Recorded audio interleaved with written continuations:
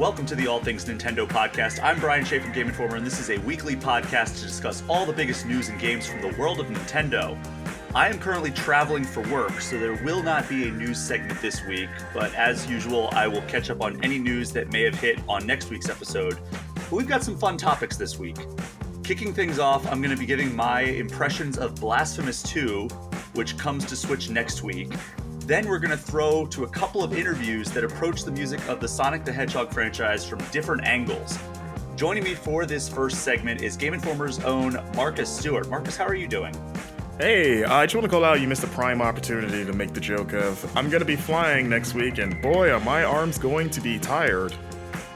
Well, this was a good episode. Sorry we have to end it so quickly, but no.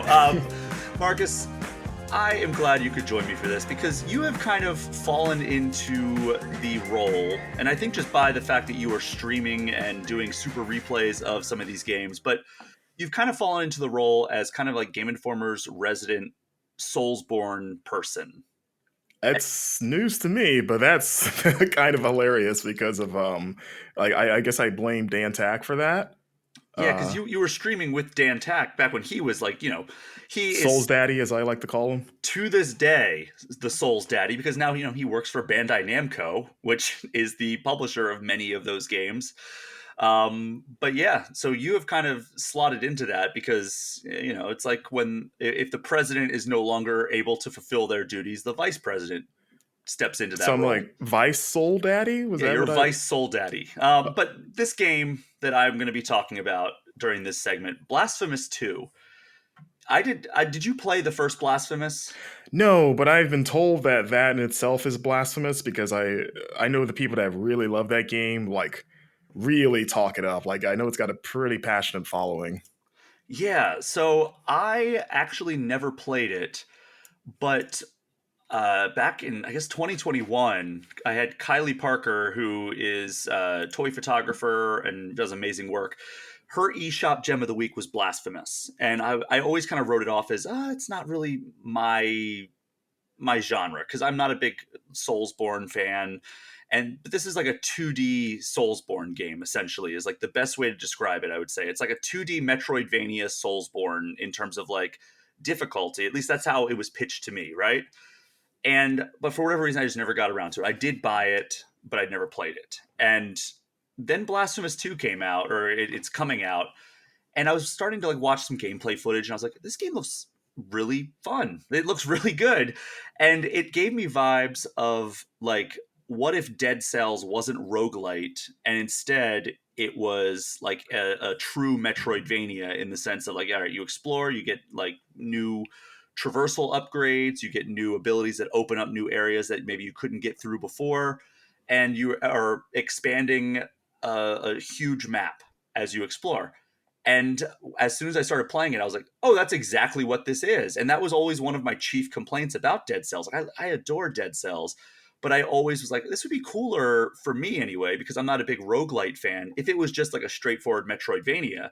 Mm-hmm. And that is almost exactly what Blasphemous 2 gives me. And I love that. And I'm having like a very, very good time with it. Like, it's very difficult, but like, I would say no more difficult than something like a Dead Cells, when you don't get like all the drops that you normally like to have, like if you get like a bad build and you go up against a boss, like chances are you're not going to do particularly well, but like you still have a chance. And that's how I feel every time I like face a boss in Blasphemous 2. But yeah, for people who are unaware, it is a 2D Metroidvania. It draws heavy inspiration from like the Inquisition and like kind of like religious art, and it's just a really, really visually striking game, and it's very very challenging, very tight controls, and you can get like, at the start of the game you get a choice of 3 weapons. So it's like kind of like the dual sabers that are like the fast weapons. You get the kind of like the balanced sword, which I think they anticipate a lot of people choosing that one. But there's also kind of like a heavy, like almost like a mace that's like kind of a longer range, but like slower weapon. and you can unlock the other two as you explore, but like based on which weapon you choose, that determines the traversal options you have like earlier on. So if you have like the balanced sword, you can do like a downward strike from a great enough height, and that can break through certain walls. Or if you have like the dual sabers, that allows you to attack like these mirror objects that like kind of reflect light, and you can travel through those light beams. And then if you have the mace, you can ring these bells that can open up new pathways, or also make these platforms appear as you traverse. So it's very cool the way, like, depending on if you started up this game and you chose like kind of the dual sabers, your experience and how you traverse through this world will be different from mine because I chose kind of the balanced sword. Hmm. So it's very interesting in that. I'm almost intrigued to start a new save file just to see how different my progression would be. But yeah, so there's boss battles, as you might imagine, as I've already said, and Hmm. they can be really really tough. Well, And see, that's what I'm interested in because you have said on record that you are not a Souls fan, uh, and or at least of the From Software games. I don't know if you played other like non From Software like Souls likes, but like, and I think you've said that it's because you sort of like don't have the patience for it. I'm curious to see like if like with difficult boss battles like this, which is like a highlight of this game, like does this do anything for you that the maybe From Software games don't? yeah, I think it's what this game has made me realize, because like I've played, I like difficult games, I think. But like for something about the From Software formula just doesn't do it for me, and I don't know what it is. And I think that what this has made me realize is it's the gameplay style. And I know a lot of people are like, oh well, the gameplay style is kind of close to something you would get with like kind of like a more mature Legend of Zelda. And Right. it's like, okay, well, that sounds like right up my alley, but for some reason it's just, it doesn't feel good for me, and I don't have the patience for it. Whereas this, I think the gameplay feels so smooth and so good, and like I can almost see the pathway to victory, Mhm. that like I start the pattern recognition, it starts clicking in my head. And I don't know, maybe like if I had nothing else going on in my life and like I could really devote time to like the From Software games, maybe that would be enough for me to kind of get into those. Because like this has shown, and Dead Cells has shown, and to a lesser extent, Mr. Run and Jump from a couple of weeks ago has shown that I do like these games that are like they throw down like a really difficult challenge, and I just basically ram my head against the wall trying to get through that challenge Mhm. until I finally break through. It has shown that I enjoy that. And I've liked difficult games in the past, but I think it's just something to do with the gameplay that it doesn't just gel with me the way that a really tight controlling 2D Metroidvania with a heavy emphasis on close range combat does. And you unlock these different abilities, like you can upgrade your swords, and that allows you to like have like these like kind of powered up moments.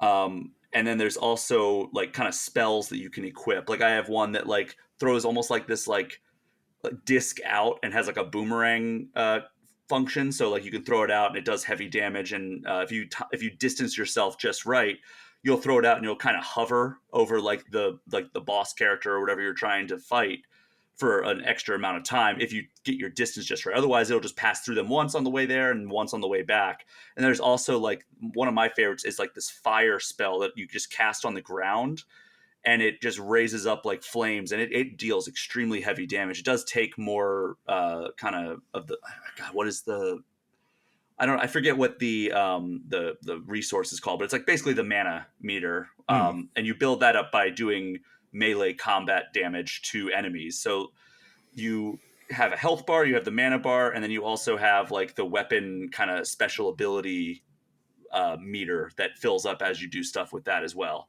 So there's a lot of resource management at play in that regard. And then there's also like modifiers, like these like statues that you can collect by exploring and like completing tasks for NPCs and stuff like that. And you can unlock new slots to kind of equip those, and they all have different different effects. like one will like increase your likelihood of getting a critical hit, and other ones will decrease like the penalty when you die, because when you die you resurrect every time at the latest save point, Hmm. but as you die more and more, your mana bar is restricted, so like you can't fill it up as much. Like it like each death gives you a little bit more. I think it's called, they call it guilt in the game, and Mm. you have to go visit a special NPC and pay them to absolve you of your guilt, and that makes it so your mana bar is unrestricted again. But you can make it so the impact of that is lessened by every death, and you can make it so like you're you have different bonuses for your magic spells and things like that. So yeah, there's a lot of really cool systems at play, and the gameplay just feels so good, and the exploration feels great. I feel like I've been exploring forever, and it's like I look at like the percentage, because there's like a percentage meter of how much of the map I've explored, and I'm Yeah. like, Is really, it that's it? one location? Like it's just all in one setting, or are you going to different places? I mean, it's a huge map, but it is one interconnected map. Okay, it's like a Symphony of the Night. Like it's just like the castle. Like I don't know if it's a castle or not, but you know what I mean. Yeah, like so Yeah. there's a lot of different tunnels and avenues, and like I unlocked, like when I unlocked that mace, I was like, "Oh, I know like 12 different places across the map that I can now open, or like have like a different area to explore, because like you can hit this bell with the mace and it'll like send out like a shockwave of the sound, and as the Hmm. sound crosses, it will activate platforms that you otherwise couldn't activate. Okay. And like yeah, there's just a lot going on in this game in terms of like the map exploration. I always felt pretty rewarded, although like there's times where it's like I go all the way to like the end of a an area, and I'm like, oh my god, I needed like another ability to get up to the area I thought I was going to. Thankfully, there are fast travel points that you unlock as you go, because otherwise it would suck to have to traverse all the way back, especially with how And difficult some of these rooms are with some of the enemies. I was gonna say, does it do the Souls thing of when you die or when you use a checkpoint, it brings everybody that you killed back? It sure does. Ah, so you gotta be. You're like, oh man, I just saved, and now I gotta go back, and everyone Yeah, I just and killed is back. the save replenishes your vials, which you can upgrade as well. Like you start off, I think, with two vials that are health replenishers. So the checkpoints replenish those, and they also fill your health up to 100%. Okay. So there are definitely like Souls-born style mechanics at play, but like so it's not just like, oh, it's a tough game so it's Soulsborne. Like no, they do draw inspiration from it in other ways, because Yeah. I get annoyed when people are like, oh, it's just like Dark Souls because it's tough. But there Is that are right? I mean, it's a very like, there's a lot of dodge rolling, or I guess it's not really dodge rolling, it's more like a slide, like almost like how Sub-Zero slides in Mortal Kombat. Right. But Are you you managing stamina, or there's no no? stamina management, thankfully, because that Okay. would, I mean, the stamina kind of comes in play with like your mana. But no, like you can slide around to your heart's content. You can parry, but like if you mistime the parry, you're going to be like getting hit pretty hard. And the enemies, they do hit really hard. Like if you get hit and like kind of like in a corner, and they really just start hitting, because like you get bounced back when you get hit, right? Like it's like kind of like you take damage and you get like pushed back a little bit. But if you're like in a corner and an enemy hits you with their sword, and then like they followed up with another attack, like you can just get laid into. And it's like I've been like, okay, I'm doing really well, and then next thing you know, I get into like a bad spot, and like one or two enemies are just like wailing on me, and it's like there's no moment of invincibility. So it's like I'm just, oh, I guess I'm dead now because of how that goes. And like sometimes I've just been like, I've stood up and be like, are you kidding me? What was I supposed to do there? But then it's like, Mm, okay, I should just avoid that corner, because I'm going to just get trapped and stabbed 5 times and killed. right. Are you like you mentioned like the choosing your weapon stuff? Is it like armor and stuff like that? You're doing all that stuff too, right? No armor. It's You're not equipping pieces you are or any of that stuff. equipping those statues, I think, kind of serve as like your upgrades, like because you can also make it so like you take less damage, but and then you can equip different spells, Okay. and you can equip various like kind of modifiers. But the swords themselves, or the melee weapons themselves, they all have kind of their own builds. So like they all have their own upgrade trees as well. So it's almost like more of like you're upgrading the stance that you have instead of like the weapon itself, because sometimes like it's like, okay, well, this gives you better outcomes on like your special abilities with this weapon, but other ones it's like this increases your defense. So it is kind of like the entire build is upgraded through that upgrade tree. Oh, okay. Man, this sounds like I know I need to play the first one. I don't know if I'll play the first one for this one because this is new. Hmm. But it's hitting the right notes. Like everything you're describing gets me excited. 'Cause like you said, I'm a Souls fan, but I'm also a huge Metroidvania guy. Like that's like one of my comfort zone or like comfort food like genres. Yeah. Yeah. So like I'm like, ooh, that sounds nice. And I think it's been a minute since I played a good Metroidvania. So I think I'm kind of itching for one maybe. Uh, I mean, I'm hey, ex- this is a good one. I really do think that, and you can read my full review on GameInformer.com.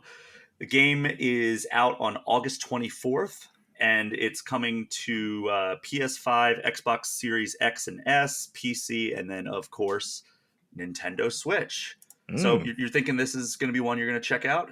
Oh yeah, for sure. This is like I said, right up my alley. I wonder if the first Blasphemous is on sale, like kind of to get people hyped for Blasphemous 2. Yeah, It's because that's on Switch normally, too, right? yeah, it's normally $25. Let's see if there's any kind of sale on it. The eShop is just dreadfully slow. Bum, bum, bum, bum, bum, bum, bum, bum, bum, bum, bum, bum, bum. I So wish I was playing that. yeah, I was trying to help you out, make it more interesting, give you some music. It Yeah. is not on sale currently. That would have been a smart move, I feel like, kind of get people hyped for it. From what I understand, the first one uh, was a little bit less sprawling in the world, Hmm. and the upgrades weren't as like customizable. So this one seems like they kind of took some feedback, and this one actually follows the story of not only the first game but also the first game's DLC. So I'm assuming we'll expect DLC for this one as well if it ends up doing well, which I'm pretty high on it. So I'm hopeful that people like it. I know the first one has a pretty good audience, so I have no reason to believe this one's going to flop because it seems like it's pretty solid as well. So I'm glad you seem like you're going to check it out. I would love to talk with you more after you play it because there's a lot of stuff that's like very abstract in the way that it's shown, and like it doesn't happen until like later on in the game where you're like, oh, that's what I need to do with that character. Like there was one character that was like give me your fervent kisses, and I'm like, what? And I was just like, am I supposed to like, is there like a button I can press to like kiss him? And it's That's like the only line on my online dating profile is that. but then like I'm exploring like 10 hours later and I find an item that's like called like fervent kisses, and I'm like, oh, so I needed to like go all the way back to that character and give it to him. And it was like, So oh, you, okay. no kissing involved. You just gave him a thing. There was no kissing involved. Uh, But yeah, I don't think this is a game that you really do a lot of kissing. There's a lot of pixelated blood and gore, though. I bet you'll be kissing your lives goodbye because you're going to die a You bunch. really will. But yeah, by the way, the parrying system, because I haven't really talked about that too much, is really satisfying, and you can upgrade that as well. Where it's like, all right, if you time your parry perfectly, you can deliver like a multi-hit parry. So like normally, like if you time it perfectly, you deliver like a heavier counter. But I upgraded it so like if I parried it perfectly, it would deliver like kind of a singular hit, but it would like kind of do like a three hit damage. Like it would almost be like the blade hits three times when it lands. And that was like one of my favorite upgrades. And it's like, I started thinking more about like how to time my parry perfectly. And like, it's funny because I was playing it and then I went over and I played some Street Fighter 6. And like they have that parry system as well, the drive parry. And I noticed that my drive parries were a lot better because I was getting my timing down. Like I was so focused on getting my timing down in Blasphemous 2. I was like, oh, this is awesome. Like I'm actually getting better at other games that have parry systems involved. So yeah, thank you Blasphemous 2 for me taking the fight to my friend when I was playing Street Fighter 6 with him online the other night. Hey, But there you go. Marcus, we're going to take a break, but before we do, can you tell people where to find you on social media? Sure. You can find me on Twitter or X, whatever you want to call it, as well as Blue Sky at Marcus Stewart 7. All right, Marcus, thank you for joining me for this segment all about Blasphemous. We're going to take a break, and when we get back, I will be joined by the composer of Sonic Superstars, Sonic Mania, and TMNT Shredder's Revenge, T. Lopes. We will be right back.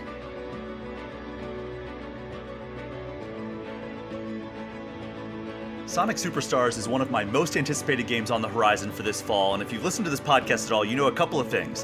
One, you know that I recently wrote a cover story about Sonic Superstars, which you can read in the current issue of Game Informer, and two, I absolutely love the music of the Sonic the Hedgehog franchise. That is why I am thrilled to welcome back to the All Things Nintendo podcast the composer of Sonic Superstars and also Sonic Mania, T. Lopes. T, how are you doing? Hello, how are you? Very, very good. Thanks for inviting me. Yeah, I'm so happy you are able to join me once again. Last time you were on, we were talking primarily about TMNT Shredder's Revenge, which you also composed, another amazing soundtrack. But, you know, I think, like many people, I discovered your work through Sonic Mania. And, you know, you just did an amazing job recreating a lot of those classic tracks and also putting like kind of your own stamp on it. But then also like creating a whole bunch of new tracks. So when I learned that you were going to be involved with Sonic Superstars, I was stoked. You know, like I wrote a story about why Sonic Mania 2 didn't necessarily come to fruition. Got a quote from Christian Whitehead about it, and it seems like it was something that was maybe kicked around for a while and then fell through. And I'm bummed that Christian Whitehead isn't involved with Superstars, but I am extremely excited that you are involved. So can you kind of run me through how you got involved with this project?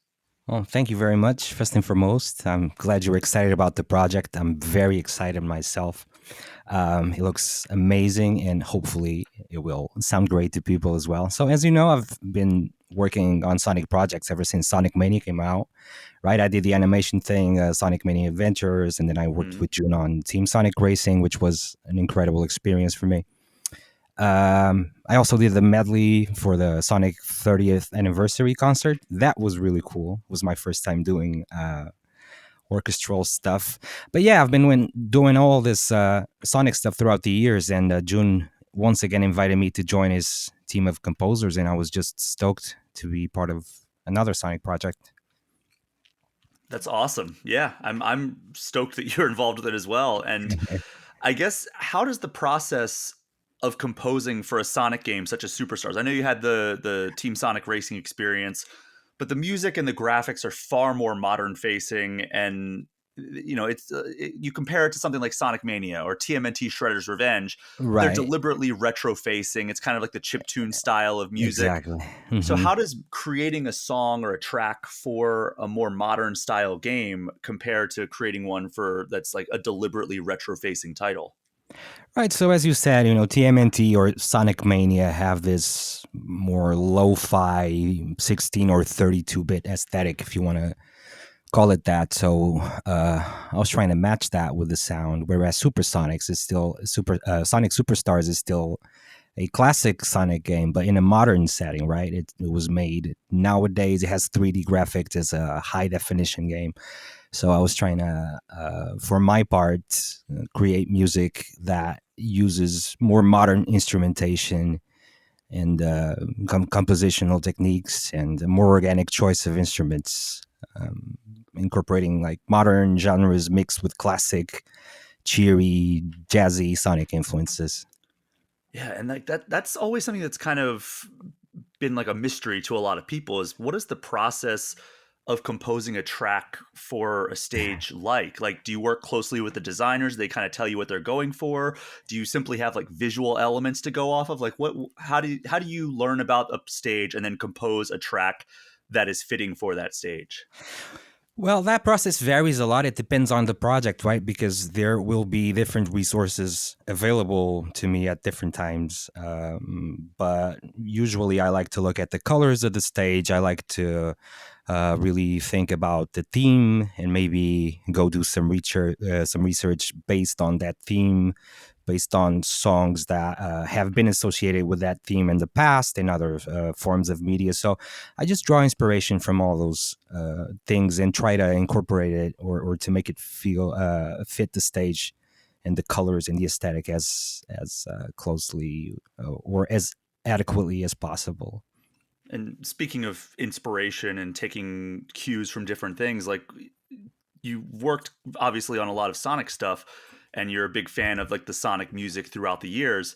But where did you look Mhm. for inspiration for the music in Sonic Superstars in particular? In Sonic Superstars, I would say it's a mix of classic Sonic music, right, with the uh, elements that are so familiar to us, to the fans and stuff, and mixing that, bringing that into the present, right.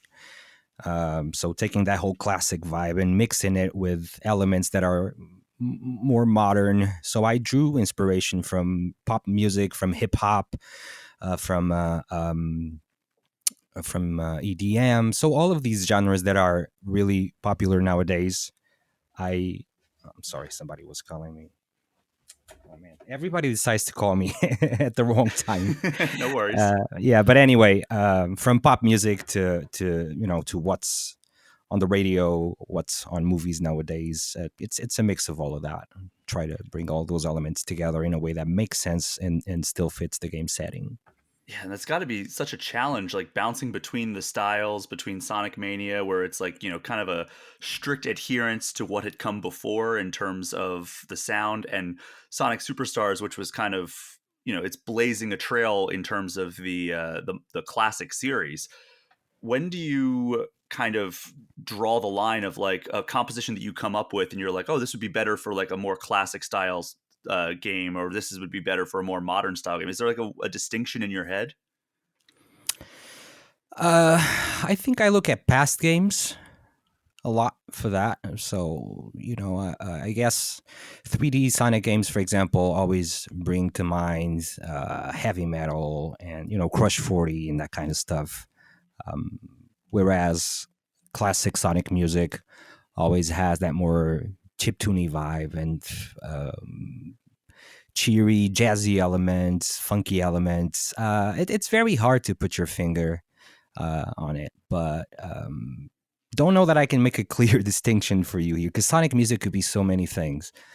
But what comes to mind immediately is I guess is that distinction between more synthetic instruments and more organic, more what's the word I'm looking for? Um, More Analog?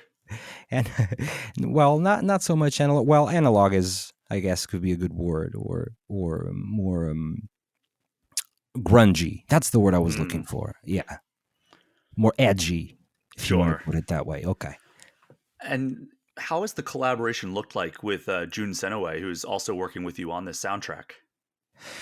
It was really cool. I mean, I got to arrange many songs. I got to compose some stuff as well, but I arranged many songs that June composed, and it's always a really cool challenge, and it's always a privilege because I've been a fan of his work for so long, right? Since Sonic Adventure, Hmm. even though he's been on the Sonic franchise from before that, but that's when I started listening to his stuff and really paying attention to his music. So I was fortunate enough to arrange some of his compositions, and it's really cool to take other people's visions and give it your own twist, your own approach. And it's also a cool way of paying homage to him in this case, right? Since I've been a fan for so long. And how are like the lines of communication with him in these instances where, like, he kind of sends you compositions, you arrange them, or Yeah, is kind of a back and forth with that? there's a little bit of a back and forth. Unfortunately, both me and him don't necessarily have as much time as we'd like, but he sends me ideas. I'll send him some ideas back, and we'll just ping pong some stuff until we reach something that we both find is really cool. And I Hmm. think I think we succeeded at that for this project. Really proud of what we achieved together. And I imagine that despite his experience with the Sonic franchise, like you said, it stretches back to like Sonic 3 years. Right. It's a little different for him as well because, his most prominent work, as you alluded to, is as the guitarist of Crush 40, which definitely brings a different vibe than what we hear on the classic side of the series. Right. And I mean, it's so wild to me that like these artists can come through, I mean, yourself included, with these drastically different sounds, but it's still very much distinctly that artist. And I think we see that with your work, like the stuff that I've heard in Sonic Superstars. I hear it and I'm like, okay, yeah, that definitely sounds like a T Lopes joint.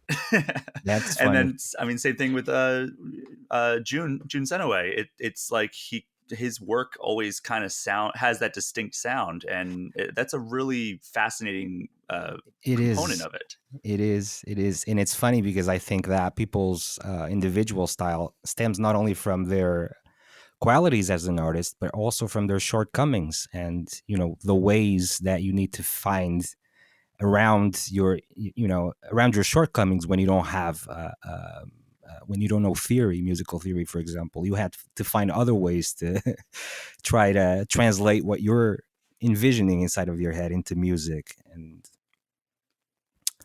God, yeah. I was so awful at musical theory back when I was like playing guitar more seriously. I always tried to like learn theory, and I was like, this is just like impossible. It's like, Yeah, again, it's reading a foreign language essentially. I mean, I think exactly. learning an instrument is about as difficult as learning a language in that way. I Right. mean, it basically is a different language, and theory is like just taking it to a whole nother level. It's very, very difficult. So I don't blame anybody for not Yeah. diving too much into theory. Yeah, that is true, and it's something I was never too good at, and never too interested in learning. Curious as it sounds, right? But I would say that definitely the things I don't know help define my style as much as the things that I do know.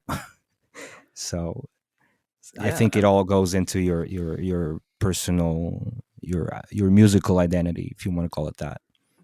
and I hear a lot of artists who maybe put out albums and stuff like that. They say like every album kind of teaches themselves something about them, and like they carry that forward into their future projects. Hmm. Is that same could be said about like when you work on a game? Like, do you learn something about yourself and you carry that forward into future projects? Like when you worked on Sonic Mania, what did you learn about yourself? And TMNT, when you worked on that, did you learn something about yourself that you're Oh, now carrying into absolutely. these games? Every single time, yeah. Every time you work on a soundtrack, every time I work on a soundtrack, I feel like I learned something new, or like I've explored some new technique that was necessary for this particular soundtrack that I had never used before, because there was no need before. So now I've added that tool to my arsenal, and all of this all of these bits and pieces that I pick up from every project, I just collect them, and then it's like I said, it's like tools that you can reuse in the future. Things that you learn sound good through experimentation, or a project drives you to go and do research about a particular style of music that you weren't necessarily familiar with before. So there's always a learning process on the music side of things, and also on the production side of things, because different teams work differently, and you pick up a lot of knowledge from that side of things as well. Mm. How did you learn about Sonic Superstars? I imagine Sonic Mania you may have heard by like maybe Christian reached out to you and asked if you wanted to be involved, or I guess how did you get involved with Sonic Mania? How did you hear about that, and then how did that Sonic experience Mania differ? or Well, Mania Superstars? first, then Oh, Superstars.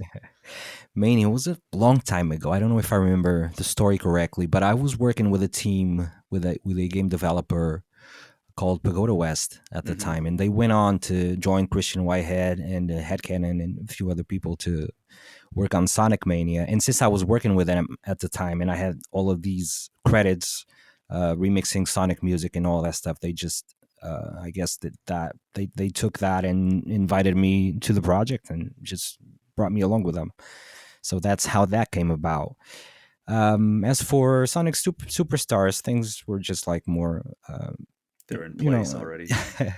well, I said yeah, a little they're bit already in different. I place. just received an email from June asking me if I wanted to join this upcoming Sonic project, and I was super excited about it. And said yes almost immediately, and here we And are. and that email from June was the first time you heard about the project. It wasn't like Sega had In said like, "Oh yeah, we're its we're doing current this." form, yes, yeah. Okay. And you'd mentioned that you were working, or you did work on the 30th anniversary symphony. What was that like?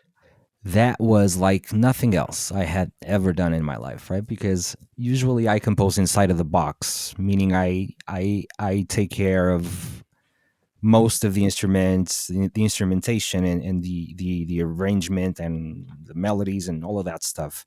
And in this case, you're making an arrangement for actual living people to sit down and perform. So that's something that's huge in comparison to what I'm used to doing. It was my first time writing for an orchestra. Of course, I had the help of very good friends and professionals, but as an experience, it was just fascinating, and it just um, opened the door for me that that I've been curious for a long time to see what was inside of it, and now I just want to do more and more of that. Wow. I mean, that's got to be an incredible opportunity. And has this kind of made it so you mentioned that like you want to kind of do more of that now? Are there other kind of avenues you'd like to explore going forward, both with doing symphony work, but also like maybe branching out into other genres? Oh yeah, not just that, but I'd love to get into the movie industry and to write scores for movies and stuff like that. I think it's a very good time for that, since there are so many movie adaptations of video game titles these days, right? So who knows if there's an avenue there for me? That would be interesting for sure. But I know, or I think I know, at least at this point of my life, that I would love to continue working with video games for as long as possible. But I am interested in stuff like animation, movies, and Well, other who sorts of knows? media. Yep, who knows? Maybe one day there might be another Sonic movie. You don't know. Maybe somebody's listening to this, and maybe I'm manifesting something here without Yeah. without realizing it. Maybe they need somebody who knows the Sonic music inside and out, and they Hey, might have a guy. or other stuff doesn't have to be Sonic, but I'm here, Hey, willing and ready. everything could be a stepping stone, right? Everything. Let's go. Love All right. opportunities. Well, we're going to take a quick break, and we're going to throw to an interview I did a few weeks ago with Katie Chrzanowski, who is the producer of the Sonic Symphony concerts. They are currently plotting a world tour, so we're going to talk to her a little bit about the process of setting that up and getting this show on the road. T's going to stick around, and we're going to do a special definitive ranking when we come back from that interview. We will be right back.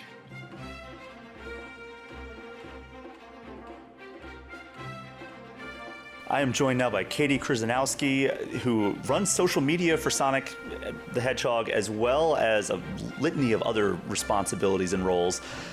You are the director of the Murder of Sonic the Hedgehog, which was or you were the creator, we can go with that. Sure. The creator of the Murder of Sonic the Hedgehog, which came out on April 1st of this year on Steam. Very, very positive reviews there. But we are here to talk about another thing that you have done, which, again, not very connected to social media, despite your role, but it is the Sonic Symphony performances. So this started as a 2021 30th anniversary live stream, which I think we were all still kind of taking it careful with the pandemic and everything, so it had to be a live stream instead of a live show. But first of all, how are you doing today? I am doing fantastic, Brian. Thank you. It's so good to have you on here. You know, we've known each other for several years now. I'm just learning how to pronounce your last name, but it's fine. Our friendship extends beyond that. It's okay. I just learned it myself.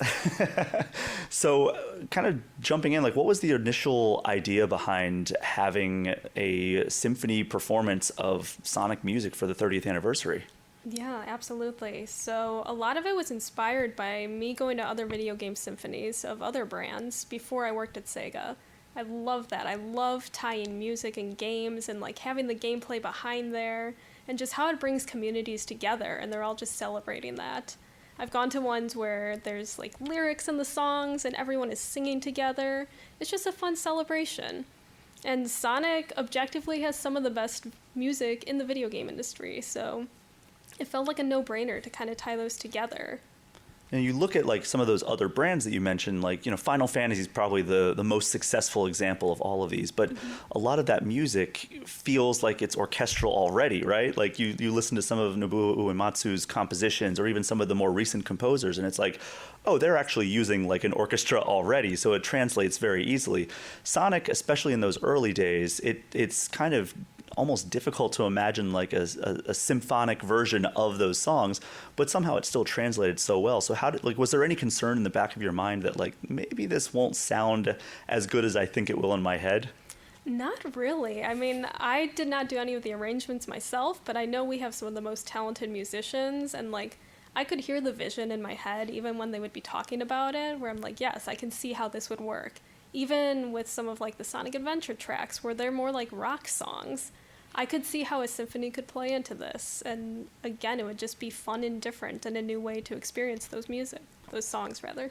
And what was the kind of the logistics behind getting this all together? Because I can't imagine this was something that was like super easy to throw together for a giant live stream like that. It was very difficult because we actually pitched it in 2019 before everything kind of happened in the world. So it originally was going to be a world tour. That was our goal for it.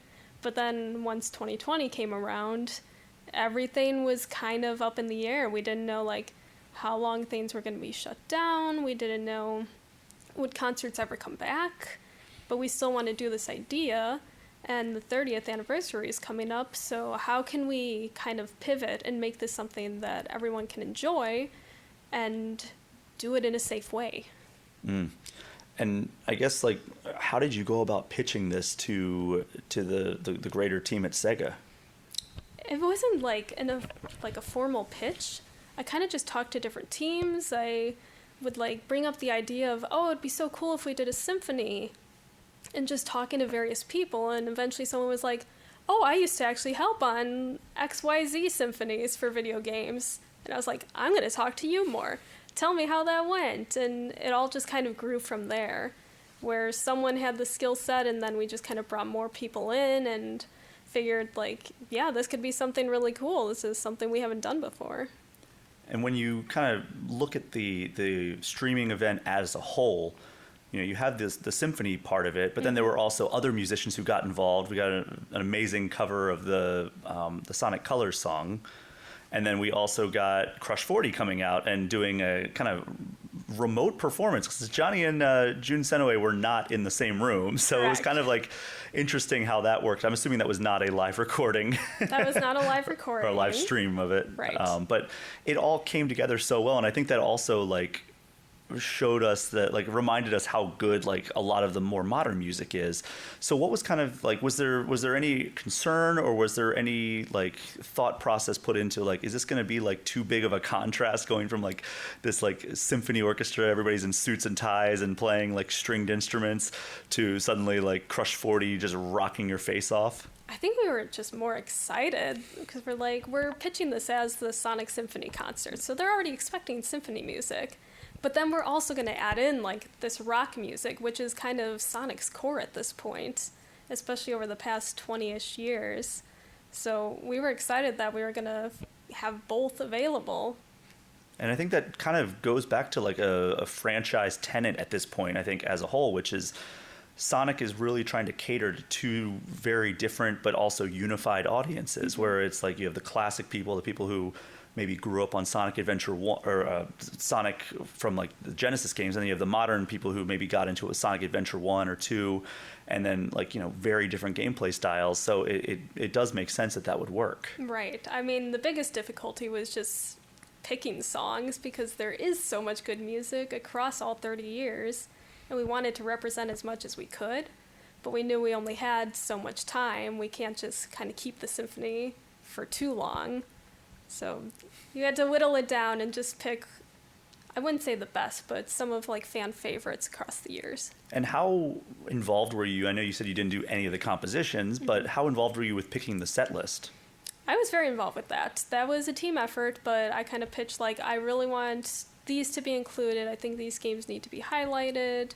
And the teams all just worked together and said like, oh, these are my favorites, or I think these would work best together in a medley. So I was involved and said like, yeah, I agree, or maybe change this. but definitely a big team effort. Did you get any like fans being like, "Why didn't you include this song?" Like, see, your primary job with Sonic Team is running social media, so I'm sure you saw people like, "Oh, I wanted this song." Yeah, I mean, overall the reception was very positive. First and foremost, everyone was so excited for the show. Of course, there's so much Sonic music that you can't include everything, so some fans, sure, they would say like, "Oh, this was my favorite, I wish it was in there." Or I know Sonic CD was a big one that we weren't able to include at the time, but maybe for the world tour coming up, who knows? Yeah, and that's a good segue, because I did want to talk to you. That's one of the main reasons we're talking here is they're taking this on the road now that, like, concerts are a thing again and people are able to gather safely. We're getting a world tour, and originally it was just announced with a couple of dates, but that has since expanded to a much broader schedule. So what is the logistical challenge of bringing this on the road? I mean, now it's the challenge that everyone is facing. It's just how do we go back to quote-unquote normal and bringing things to the road, and how do we bring that symphony and the rock band aspect together, because for the 30th, it was a bit easier. We could just record remotely. Like you mentioned, June and Johnny weren't together, and we could still all put it together in one show. Now, how do we kind of bring all of those elements together? Can we have extra guests at different shows? Will their schedules work out? Will the timing work out for all of our products coming out? And are you going to be able to, like, go on the road with all these shows? Not all of them, definitely. I wish I could. I would love to be at every show. I'm going to see how many I can make within my schedule, but probably not all of them. That makes sense. I mean, like I said, you have a whole nother job on top of this. Yeah. So this has kind of like been a huge passion project of yours. And I guess what about like music do you really like? What component of the Sonic franchise's music really drew you to coming up with this idea? That's a good question. It's just music that I've loved my entire life. I remember I was a huge Sonic Adventure 2 fan, and I would replay the final boss over and over to listen to Live and Learn. And just growing up, video game music was always something that I enjoyed listening to, especially instrumental stuff. If I needed to concentrate on like work or something, put on instrumental music and it's great. So the music was just very important to me growing up, and I wanted to share that with others.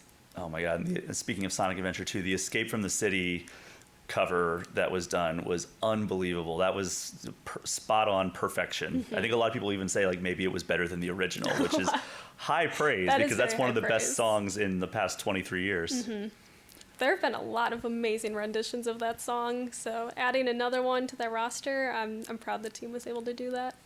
So I guess, like, how can people find out more about the Sonic Symphony? Because, like, it's coming to a theater near you potentially. I mean, there's no Minneapolis date, so I'm very salty about that.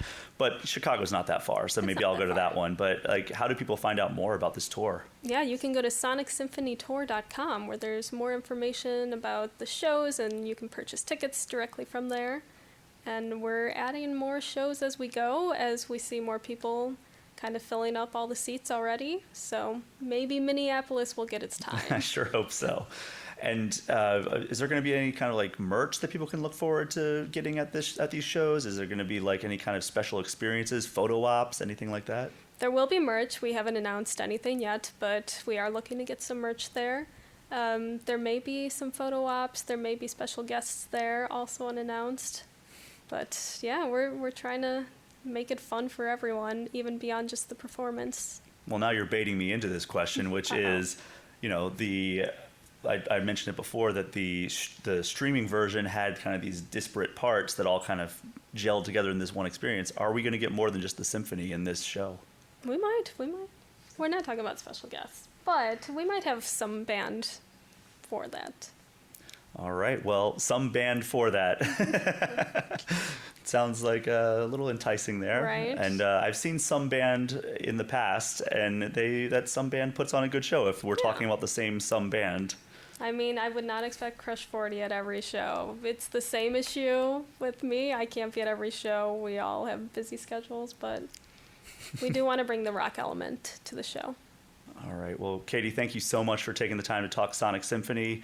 Where can people find you on social media? Oh boy, you can find me on Twitter at Sonic_Hedgehog, or personally at Katie, CHRZ, Katie Kriz.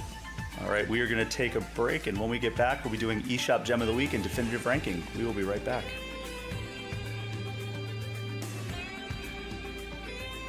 We are back, and it is time for Definitive Ranking, a recurring segment where we take a Nintendo topic and give our personal top 5 lists. Since this episode is so focused on the music of the Sonic the Hedgehog franchise, T, I'm going to ask you a very difficult question. I want to know your top 5 Sonic the Hedgehog music tracks. So basically start at 5, count it down to 1, give me a sentence or two about each. Putting me on the spot here, huh? for all the Sonic fans. Okay, so I'm gonna have to start number 5. I would have to go with Studiopolis Act 1. And not because I made it, but more because of what it represents to me, for my career, for my life. It's obviously the song that put my name on the map as a Sonic composer, and introduced me in my music to many of the series fans. It opened a lot of opportunities, so obviously it deserves a spot on the list for that sole reason. It's a great track. That's one of the standout tracks from Mania. Oh, thank you so much. I'm glad you enjoy it. Yeah, it's the one that started it all. So number 5. Number four, Bridge Zone from Sonic the Hedgehog for Master System Game Gear. Yeah. We're going deep with this one. I like it. Yes. It's very nostalgic to me, that one. It was the first Sonic game I owned. Not the first one I played, but it was the first one I called mine.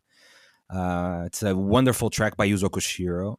It's very peaceful, but then it has this hopeful part to it that always raises my hairs. It gives me goosebumps. So I love this song. For number three, Live and Learn from Sonic Adventure 2. Classic. It's a classic song. It's a badass rock song. It's it pops right like it smacks you in the face when the title screen comes up. So that's great. It was one of the songs that raised my interest in heavy metal and rock and stuff. The vocals are amazing. The lyrics, the message is great, very uplifting. So I love it for all those reasons.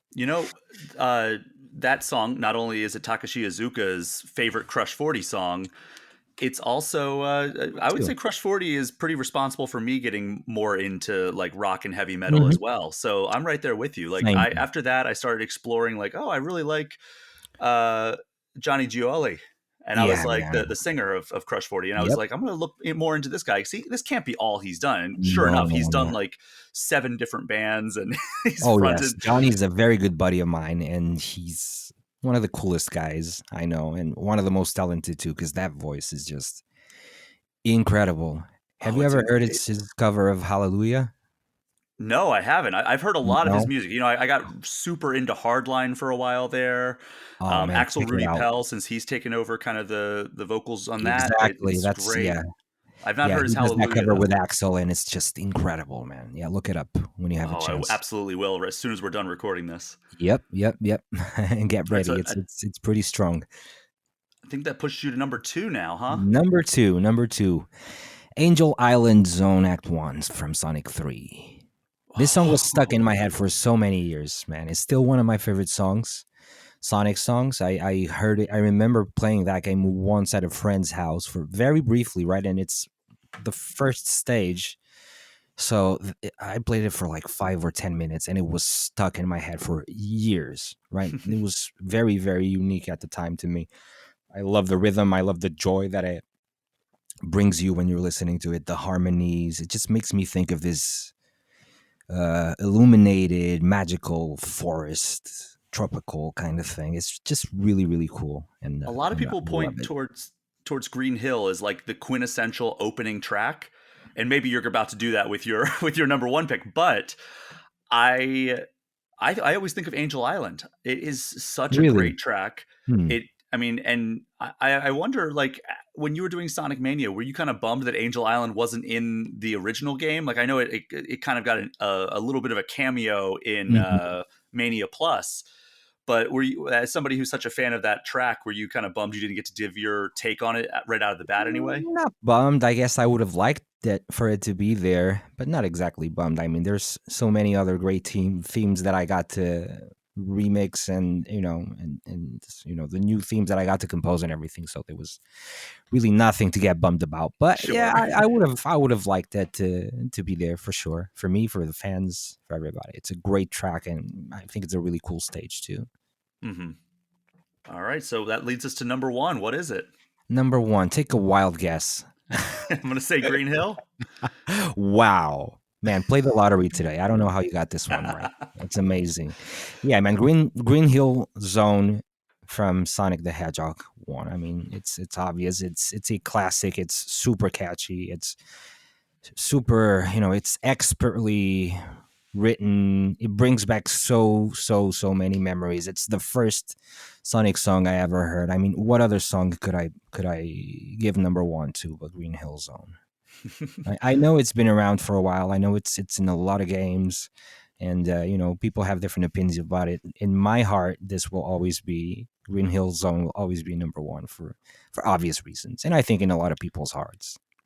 Yeah, I mean that's Yeah, one of the most classic video game tracks of all time. of all time. Yeah, It's maybe just the tier below like the Super Mario Brothers overworld theme, or like probably. Yeah, I think it's if like you whistle this song to anybody on the street, they'll a very good percentage of them will be able to recognize it. yeah, I mean that was it's made appearances in the movies, and I mean that's one thing I will say about the movies is I really love the Sonic movies. I wish they would use more music, like at least taking cues from the games. I know we get little flourishes here and there, but I just Mhm. love those. I love the music in the game so much, and it's so well established that Yeah, like that would be I would love great. to hear more of that. I think we all would. Yeah, there's just so many pearls from the classic games, and even furthermore from the more recent games that Well, could hey, have, that could be used in the movies, and I hope that happens in the I upcoming would movies. lose my mind given the direction that they're going with Sonic, the third movie anyway.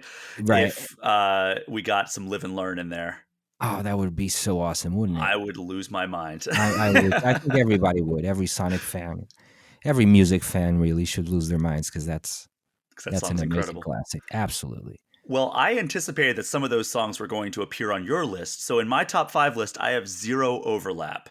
Now, if I was Nice. doing kind of like a natural top five, I'm sure Green Hill would be on there. I'm sure Live and Learn would be on there.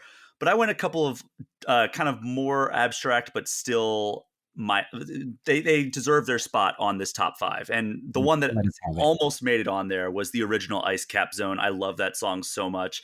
I know it's kind of like in limbo right now, but I did want to give a shout out to that because I love that original Ice Cap track. Hmm. Number five, I'm gonna go with the Sonic Adventure 2 track, but not Live and Learn. I'm going with Escape from the City. Oh, that's a great song as well. It's so catchy. Like I remember Yeah. like thinking like because coming off of Sonic Adventure 1, every character had their own vocal track, and there was Open Your Heart, obviously, which was just like kind of like the main title theme. Going into Hmm. Sonic Adventure 2, I heard Live and Learn right off the bat, and I'm like, cool. And then the first stage of Sonic Adventure 2 also has its own vocal track, and I was just blown away by Hmm. how good both songs were, and it just stuck with me throughout the years. And every once in a while, I Right. will actually just like drive around listening to Escape from the City because it's such a good song. Like Hey, good music never dies. yeah, It goes on. Yeah. it's just a perfect opening level track and a perfect song to just listen to outside of Mm. the actual game itself. Yeah, it's the kind of music I don't listen to in the car though because it makes me want to speed. And I kid I you mean not. that could be said about any Sonic song, I feel like. Yeah, I mean, how appropriate, right? Yeah, exactly. Number four for me is going to be Open Your Heart. And I think it's for a lot of the reasons that you pointed out for Live and Learn. And Open Your Heart just it was kind of like the spark for getting me more into rock and heavy metal. And then Live and Learn was kind of like the final nail in the coffin, like, okay, this is my genre. Right. But yeah, Mm. Open Your Heart was, I mean, it really was an opening of my heart to that entire To genre. that genre, exactly. Yeah, yeah, yeah, yeah. Uh, number Same here. number three, I'm gonna go with Sky Sanctuary. Sky Sanctuary. Oh yeah, that's a classic too. Yeah, from Sonic and Knuckles. Yeah, that Mhm, that track. mhm, Yeah, mhm. It's so good, and it's catchy. It does what God, what's the stage in or the zone in Sonic 2, Sky Fortress, Hmm. where it kind of does what that was hoping to accomplish, but it I feel like it takes it to whole new levels. It's one of my favorite tracks of all time of any game. They're both pretty epic if you think about it. Yeah, Very dun, dun, dun, dun, dun, dun, very grandiose, both of them. More so absolutely. Sky Fortress, I would say, than what's the other one? Sky Sky Sanctuary. Sky Sanctuary. Thank you. Yeah, but they're both pretty majestic in tone, and I love them. I love them both. Yeah, I think Sky Sanctuary has a little bit more of that majestic feel to it, and like almost like it doesn't It's a feel more like complex theme. It's a little bit more complex in terms of composition and stuff. Yeah. 100%. And I think Yeah. that the melody just sticks with me a little bit more in Sky Sanctuary than it does in Sky Fortress. Mm, yeah, yeah. I would say I'm of the same opinion. Um, that takes us to number two. It's another one that actually it leads directly into Sky Sanctuary. It is Lava Reef Act 2, where Lava Reef.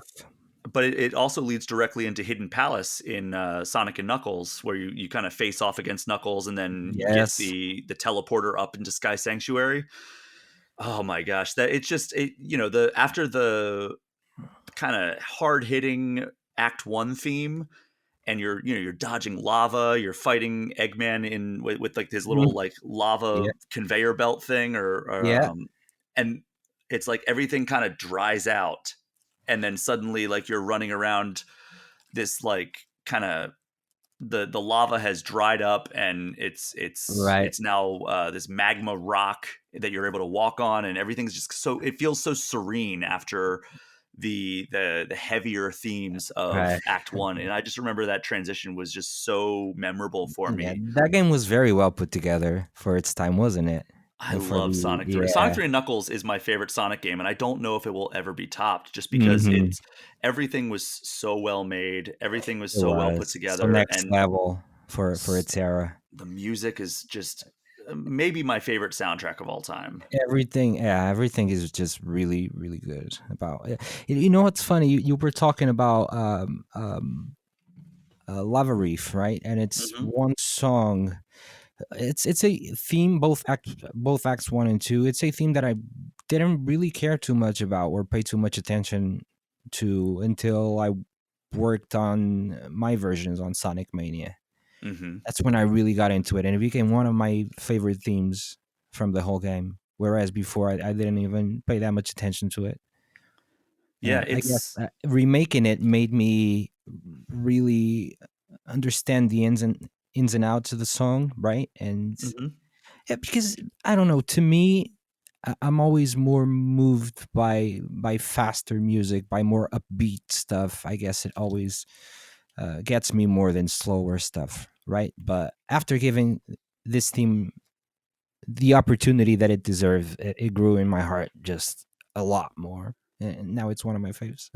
Yeah, it's so beautiful as well. Like it has kind of like that it's catchy, but it's Yeah, also yeah. beautiful and kind of haunting, but Hmm. still has that upbeat forward propulsion sound that It, Sonic is so famous for. it's curious that I'm telling you this because for Sonic Mania we actually made it slower, Really? a lot slower. Yeah, if you go and compare Sonic Mania's version of Act Two, more specifically in this case, and you compare it to Sega Genesis version, you'll see that it's a lot slower and more atmospheric. I'll have to go back and pay attention to that. Oh yeah, By yeah, the yeah. way, I realized that Sky Fortress is actually a Sonic 4 stage. Wing Fortress is the Wing Sonic 2 stage I Fortress. was talking about. I You was had like, me wait, that going. You doesn't had me sound right. going to yeah. It's so many. It's a lot of Sonic games Yeah. right now, right? And then there's And we grew up with all of them. So how many stages are inside of these heads by now? also Sky Temple, which is coming to Sky Sonic Temple. Superstars. Exactly. So Yeah. a lot of skies and wings and And fortresses and temples and temples. So you said what else could be number one on this list, and I have an answer that is not Green Hill Zone, and I bet you could guess what it is. Since I guessed your number one, you can guess what my number one is. If I say it's like one of the quintessential ah, Sonic songs. That's a lot tougher now, isn't it? But I will say Emerald Hill Zone. No, I do love No. Emerald Hill. That's Sonic 2 is actually where I got my start in the Right. franchise. Best-selling Sonic game of the 16-bit era, Yeah, I think. I Yeah. remember I got a Genesis and it had Sonic 2 and Echo the Dolphin included. Both Wow. great games. And Yeah. then I played that and I was like, well, I'm going to check out Sonic 3. And I was like, oh, this is even better. And then I went back and played Sonic 1. And I was like, they definitely learned some stuff from this game, but it's still very Right. good. But yeah, I got my full Sonic diet on the Genesis back in the day. But Mhm. do you want another guess or do you want me just to spill it? Oh man, spill the beans. Chemical Plant. Chemical Plant. Well, how didn't I think of that one? I mean, come on. That's when you think of like Yeah. the most iconic Sonic music. Green Hill's probably number one with a bullet, but number two is almost certainly Chemical Plant, right? And you also got a chance. You got to take your crack at this song as well, both Act One and Okay. Act Two variants. So I will say that Chemical Plant would probably take that spot amongst fans, whereas Green Hill Zone is probably more recognizable even with people that haven't played any Sonic games. Mm-hmm. You Yeah. know, so just in that sense. But how iconic is Chemical Plant? It blows my mind that I didn't think of it when you ask me to guess. It's super iconic, and like you said, yeah, I didn't get a chance to have a crack at it for Act Two, especially, in which I had a little more carte blanche, I guess, if you want to put it that way, to really get creative with it. Oh, it was a blast, man. It's such a great song to begin with, and just taking those elements and kind of mixing them, juggling them, and shuffling them around and coming up with something new was a little bit daunting at the same time, right? Because Oh, I bet. it's a theme that people respect and love so much, and if I was to butcher it, that would probably be the end of my career right there as a Sonic composer, or maybe not, but I'm glad people enjoyed it. I know I sure had a blast working on that particular track. I mean, I imagine that's like, being the guitarist of a band that's just starting to get some recognition. And then, your vocalist comes in one day and is like, hey guys, we're going to cover Stairway to Heaven. And it's like, wait a second, wait a second. Exactly. Yeah. Yeah. That's a fair comparison. But yeah, that is my list. I think they're both incredibly great lists. I could probably give you a top 20 list with this, but thankfully the formula for this segment is a top 5, so we don't have to worry about doing top 20s here. We have one more quick segment. It is called the eShop Gem of the Week. And basically, it's an opportunity for me to shout out, or the guest to shout out, something that is on the Nintendo eShop that it maybe wouldn't necessarily get the shine in any other spot on the podcast. I did not prep you on this, so I'm not going to ask you to provide an eShop gem, so don't worry about that. But unless you have one off the top of your No, head. I don't. Man, I make more music for games than I play games these days, unfortunately. Especially Hey, that's this year has fair. been insane. Yeah. But so I'll give one real quick, and it's just a game called Heave Ho. And it is a cooperative game, but it's kind of one of those cooperative games where you can play it with your friends, or you can play it against your friends, if you know what I'm saying. Where it's like you can get in their way Right. and screw them over. Oh, that's Basically, beautiful. like you're these like little creatures, and all you have are 2 arms, and you have to grab onto each other's hands and swing each other across these like platforming challenges. And you can like grab the ceiling and then grab your friend's hand, and then using the Oh, wow. controls you throw each other across, and then they have to grab it, and then you have to kind of Oh. get over to them. And it's just a really fun, really frustrating, but like if you have a good group, it is just endless supply of laugh.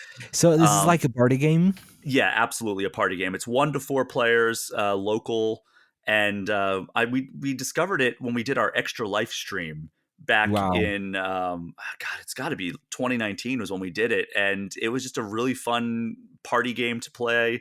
We were yelling at out of fun, like we were yelling like, "Oh, we almost got it!" And then like of Yeah. course you reset back and you're like, "All right, now I know what we have to do." But it's coordination between multiple people, so it's just a really fun time. I highly recommend it. Yeah, that sounds chaotic. Definitely a great party game if Absolutely, and that's it's anything to available. go by.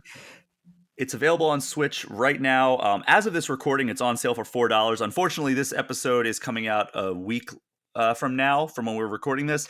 So I don't know if it's still going to be on sale, but even if it's not on sale, it's $10. So it's not that big of an investment. If you do want to check it out, I really recommend it. Came out on Switch in 2019, so check it out. It's called Heave Ho.